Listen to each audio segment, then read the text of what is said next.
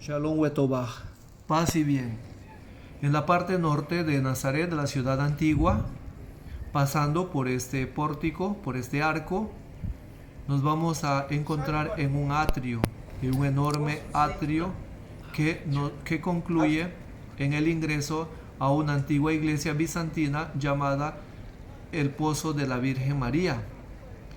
Se llama así porque en la tradición apócrifa del protoevangelio de Santiago se sostiene que la Virgen María recibió el anuncio del ángel mientras sacaba agua de este pozo comunitario.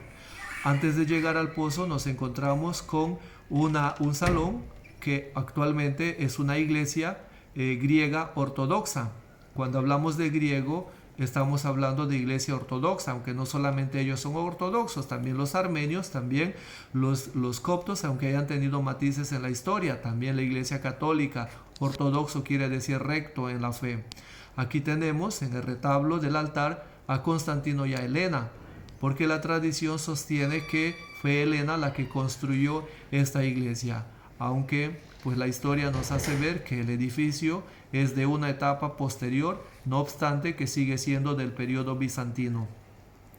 Una de las cosas que nos llama la atención de esta iglesia es precisamente el derroche de la iconografía, porque pues en la mistagogía oriental no se construyen estatuas, porque las estatuas son tridimensionales y siendo tridimensionales tienen peso y tienen masa y tienen volumen.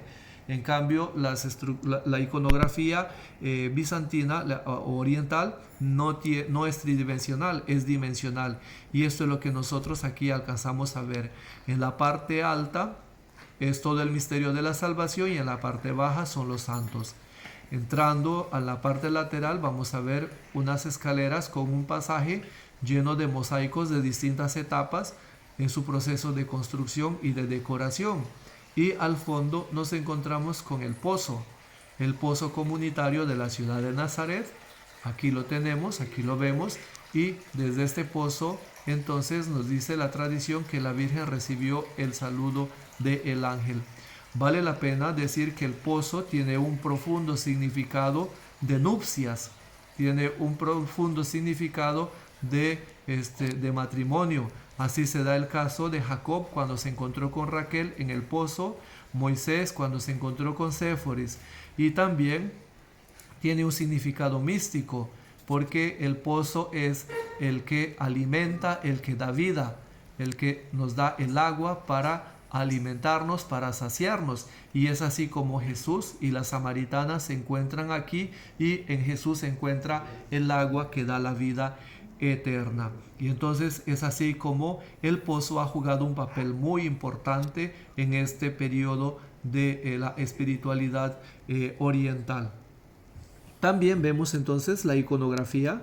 En la parte de arriba decía que es el misterio de la salvación, toda la historia de la salvación resumida en imágenes. En la parte de abajo el ministerio público de nuestro Señor Jesucristo. Sucesivamente hacia un poco más abajo vienen los apóstoles. Dentro de la iglesia apostólica, quizás algo que nos llama mucho la atención frente a una iglesia, una noción de iglesia patriarcal, nos llama mucho la atención la figura de Jesús con María Magdalena, porque pues la iconografía y la historia nos hace ver que la apostolicidad, el apostolado que dio Jesús no solamente fue a los discípulos, sino también a sus discípulas, como en el caso de María Magdalena, que aquí vemos que acompaña a nuestro Señor Jesucristo. Y entonces ella fue la que primero me encontró a Jesús resucitado y le anunció a los demás discípulos que la tumba estaba vacía.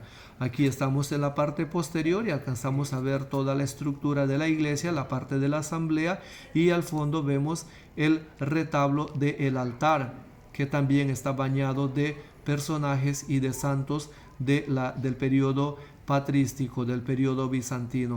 Como nosotros aquí alcanzamos a ver, a la mano derecha alcanzamos a leer a Máximo el confesor, y aquí a la mano izquierda no se alcanza a leer, siempre comienzan con aguíos, pero no se alcanza a leer porque muchas de las figuras y de los nombres ya están, se ven un poco borrosas, pero de todas maneras son personajes, son santos del periodo primitivo y del periodo griego ortodoxo.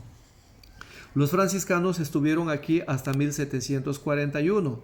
En 1750 se dio la restauración de esta iglesia como la vemos actualmente. Shalom Wetovah, paz y bien.